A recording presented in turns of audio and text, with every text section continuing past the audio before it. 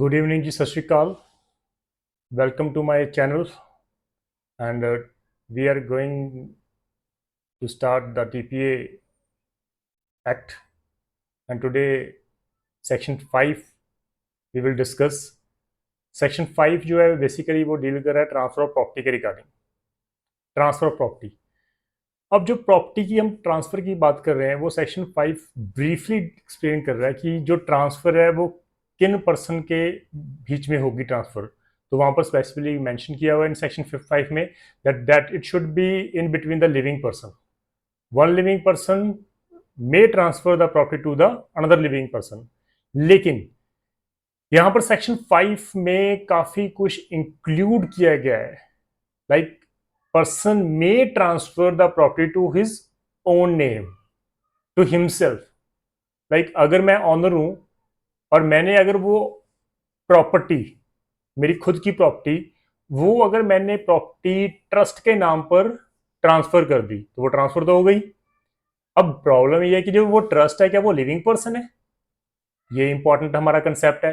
तो transfer property में जब हम लोग इस लेक्चर को फर्दर ब्रीफली एक्सप्लेन करेंगे तो वहां पर हम लोग डिस्कस करेंगे कि जो एक ट्रस्ट है या कंपनी है या पार्टनरशिप है, ग्रुप ऑफ पर्सन है, वो भी एक पर्सन लिविंग पर्सन में इंक्लूड होंगे।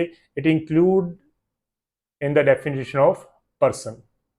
तो that means it is possible that property may be transferred from one living person to the company. Which company?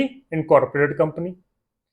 But no, where it is barred that one person can't transfer the property to unincorporated property. There is no barred. तो वो हम लोग discuss करेंगे।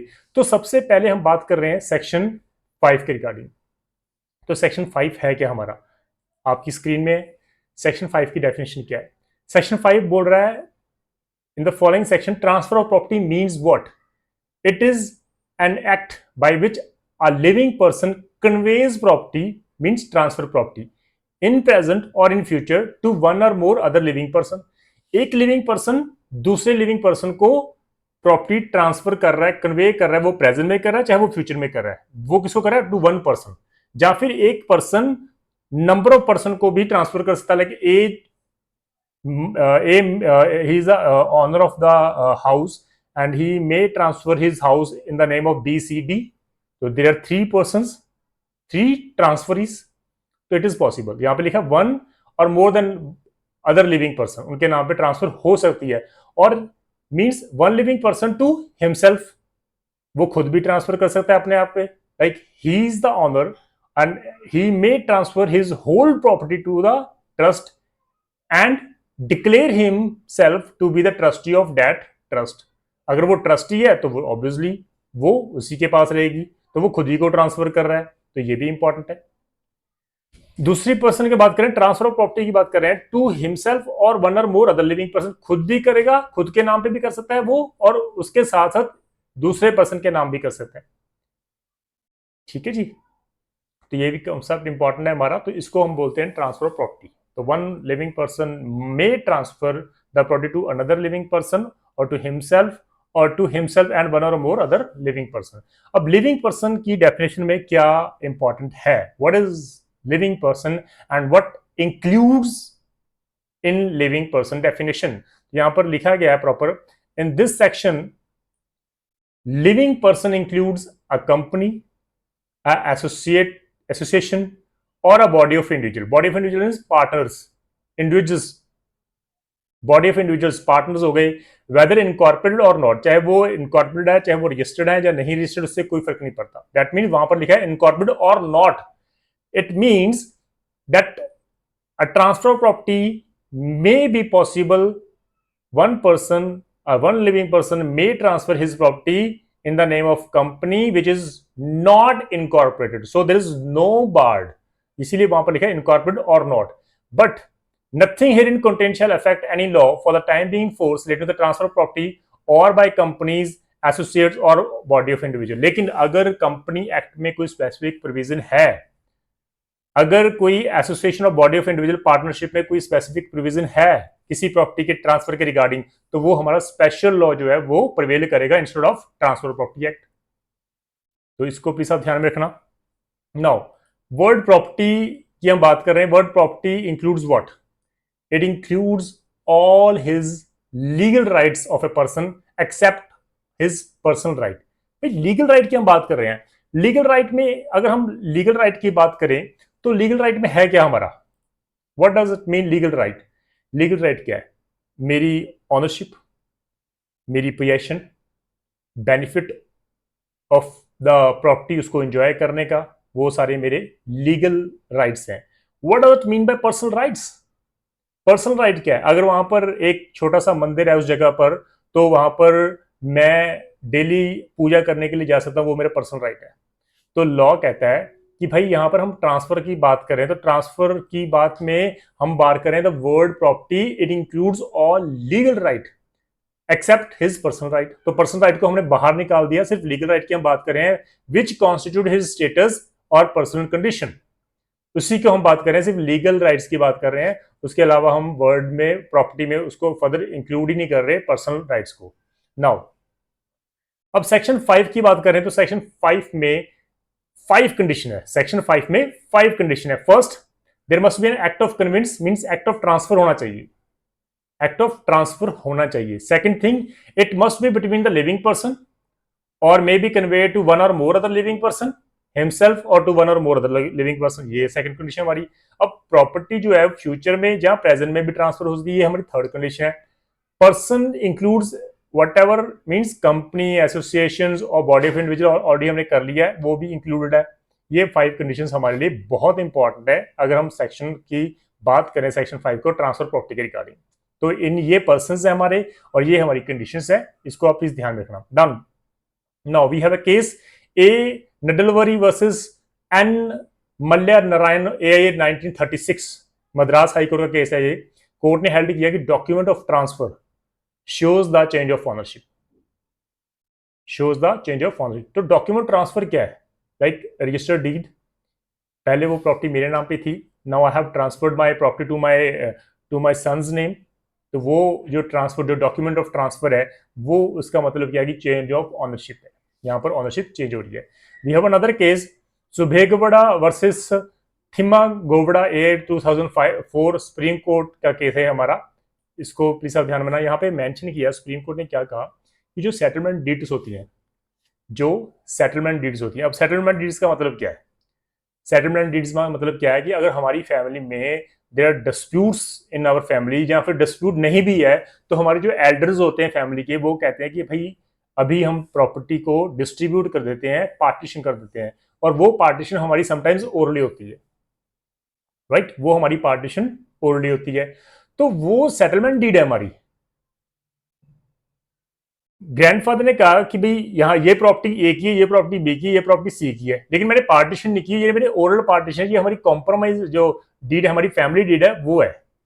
तो that means what? यहाँ पर transfer तो नहीं हो रहा, कुछ भी ट्रांसफर नहीं हो रहा. वो ऑलरेडी वो 5% ऑनर है, लेकिन उनको एक पार्ट ऑफ शेयर दिया जा रहा है कि आपका शेयर ये है. स्पेसिफिक शेयर फिक्स कर दिया कि आपका शेयर ये है, आप इसमें एंटर कर सकते हो, इस प्रॉपर्टी को आप यूज कर सकते हो. Like suppose A is the owner of 10 एकड़ land and he has a 5 सन.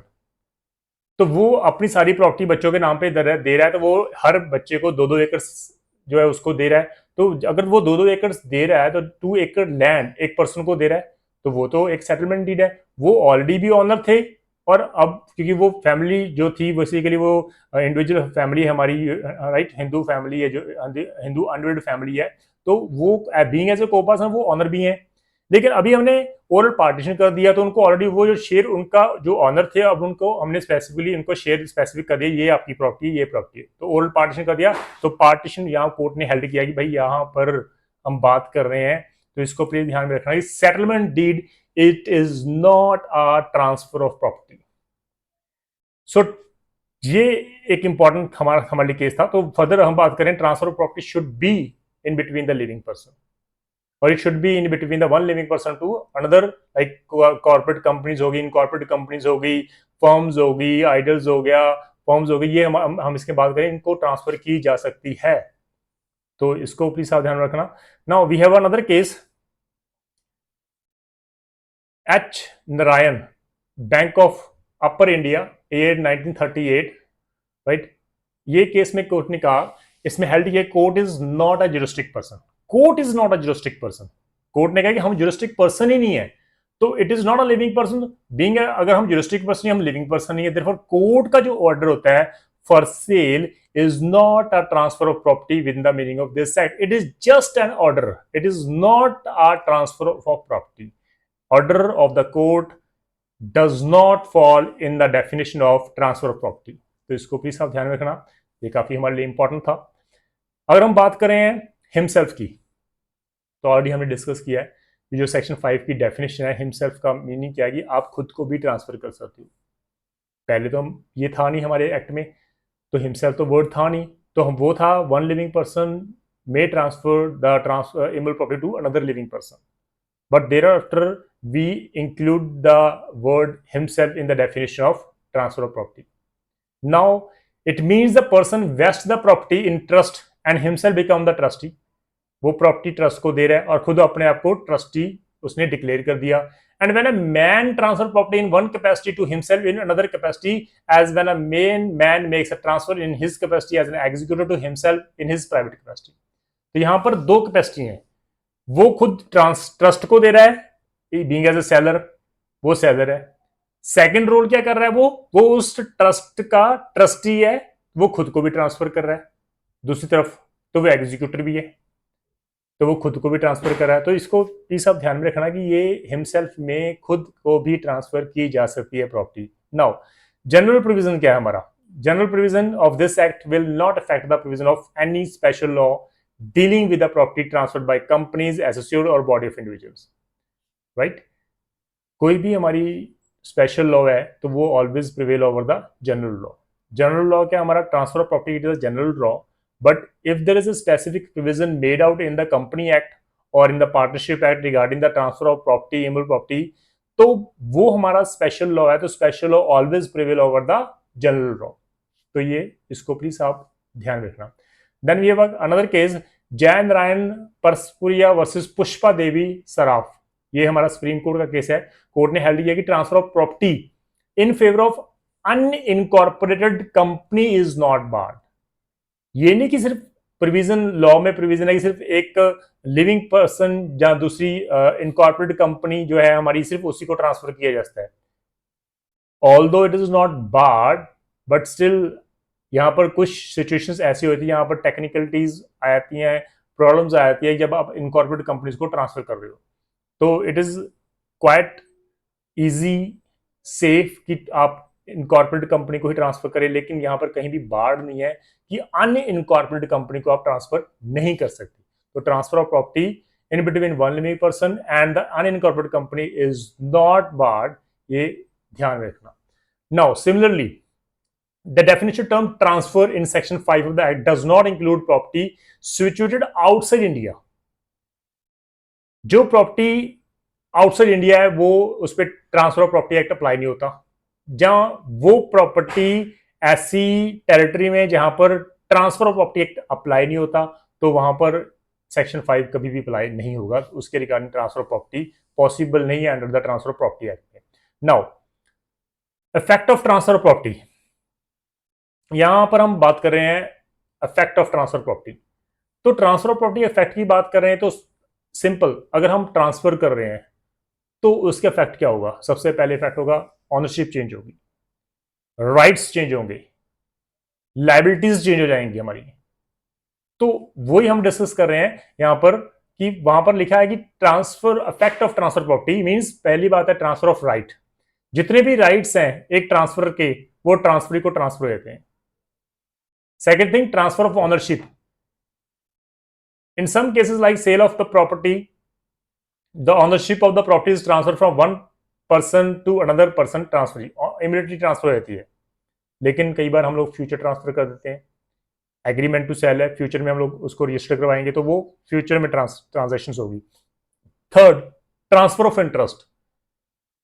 वो प्रॉपर्टी जो हम ट्रांसफर कर रहे हैं, like A transfer his property, वो प्रॉपर्टी क्या हाउस है in the name of B. Now that house, in regard with that particular house, B becomes the owner and he has all the rights, he has all the interest which actually A has when he was the true owner of that property. Transfer से पहले जो right ए के पास थे वो सारे अब transfer के बाद बी के पास आ जाएंगे। तो जितने भी इंटरेस्ट होंगे उसको एंजॉय करना, right, free enjoyment, free encumbrance के रिगार्डिंग, तो वो सारे इसके सारे राइट्स जो इंटरेस्ट हैं वो बी के पास ऑटोमेटिकली चले जाएंगे। तो then we have another mode of transfer. यहां पर मोड ऑफ ट्रांसफर काफी इंपॉर्टेंट हमारे लिए कंसेप्ट है। मोड ऑफ ट्रांसफर, क्योंकि मोड ऑफ ट्रांसफर में क्या है,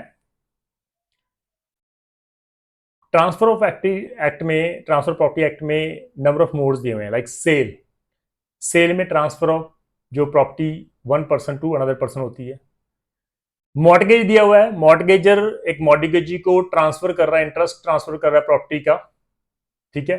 लीज में इंटरेस्ट ट्रांसफर हो रहा है, प्रॉपर्टी ट्रांसफर हो रही है, एक्सचेंज में ट्रांसफर हो रही है, गिफ्ट में ट्रांसफर हो रही है, एक्शनेबल क्लेम में भी ट्रांसफर हो रही है प्रॉपर्टी, इंटरेस्ट ट्रांसफर हो रहा है। लेकिन वो क्या है जो टीपीए में ट्रांसफर नहीं माना जाता। तो यहां पर स्पेसिफिकली आपके स्क्रीन में है, the act which are not included under the TPA act, partition is not included, relinquishment is not included, surrender is not included, will is not included, compromise, family settlement are not considered as a transfer of property। ये हमारे property में transfer की definition में fall नहीं करते, right. Partition तो हमारी उसमें कोई ट्रांसफर नहीं होता। A B C all are the owner of one joint property, 3 एकड़ लैंड है, तो एबीसी तीनों ऑनर है, तो वो ऑनर है। तो अगर वो पार्टीशन कर रहे हैं तो पार्टीशन में ऑनरशिप में तो कोई चेंजेस आ नहीं रहे, स्टिल ए और B remain the owner of that joint property. तो पार्टीशन में कभी भी ट्रांसफर नहीं होता, फर्दर रिलिंक्विशमेंट में भी ट्रांसफर नहीं होता। मैंने अपना पार्ट को वेव कर दिया तो उसमें कोई ट्रांसफर नहीं है। सरेंडर, मैंने अपना पार्ट ऑफ प्रॉपर्टी को सरेंडर कर दिया, मैंने अपना राइट सरेंडर कर दिया किसी के नाम पर, वो भी ट्रांसफर नहीं है। Easement, will, compromise, family settlement, these are not included in the definition of transfer of property।